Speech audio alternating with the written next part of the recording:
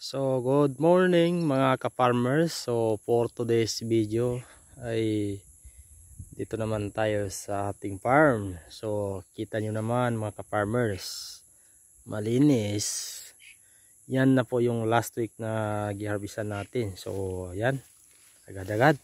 Hindi pa nag 1 week, naglinis na tayo. So that is the preparing for the second crop ka-farmers. So yan muna ay pinapalinisan natin para yung mga dayami ay mabubulog. So nandito ako ngayon ka-farmers upang gagawa tayo na kahon pagpapunlaan. Kasi pag second crop po dito ay hindi na po kami naga-direct seedling, direct sabog. So kadalasan para sa second crop ay nagtatanim na po kami. So yung transplant po ka-farmers. So yung talaga ginagawa dito every second crop. Kasi yung tubig dito pundo na. So wala tayong problema sa tubig para sa second crop. Kasi nakapundo na yan. Hindi katulad sa main crop ay dry season. So kung hihintay mo pa yung darating yung tubig, malit ka na. So kaya sa second crop ay nagtatanim na kami ng transplant. Maganda yung pagka-rotor kahapon ka-farmers. So makikita ninyo yung paa ko. Yan, yung maputik. So ganyan talaga yung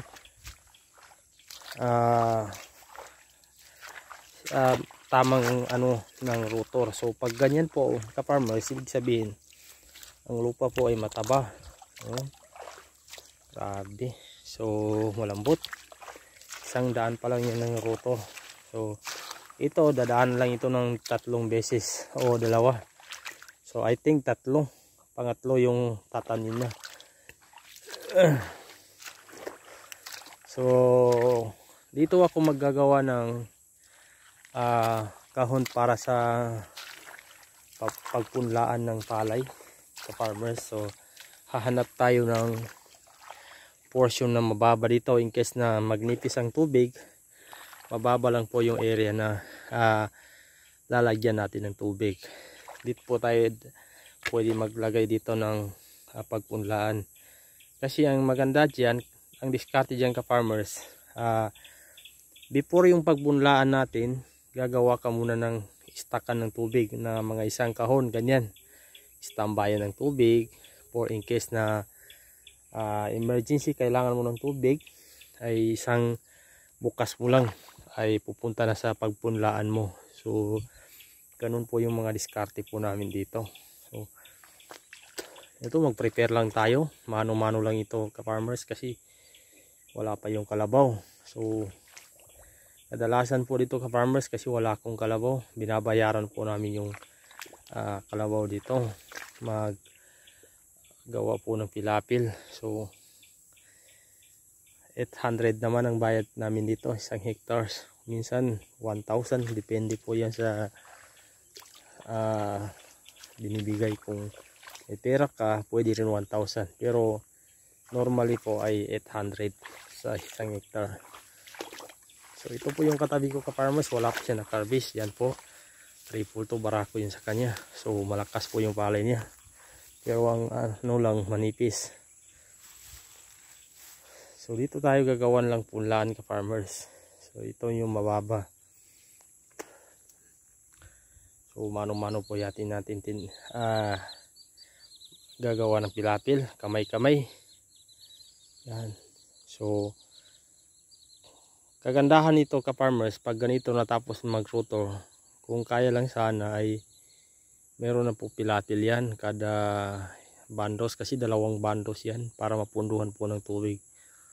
Walang problema sa tubig. Kahapon nag-ulan din ng malakas. So wala pa tayong prepare na binhi kung ano yung gagamitin po natin. Kasi pumipili pa ako kung anong maganda, 640, 64 or 440. So skip muna ako sa 342 ka-farmers kasi minsan pag second crop dyan po tayo pupundo ng palay o nagkukonsumo ng bibigasin.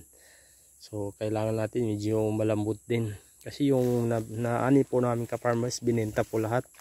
Kasi meron din po tayong babayarin. So for the second crop ay kailangan medyo malambot na. So hindi pa tayo nakatiming ng presyo ka-farmers. Ang naabutan ko lang 15.50.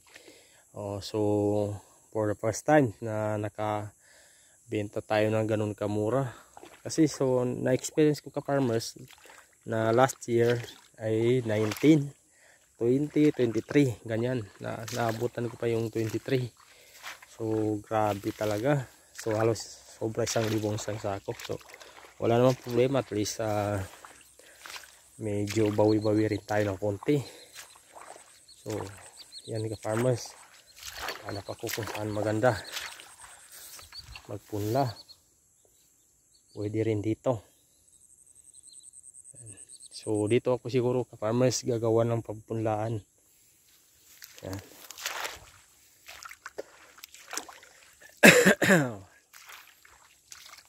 Ganda, may tubig.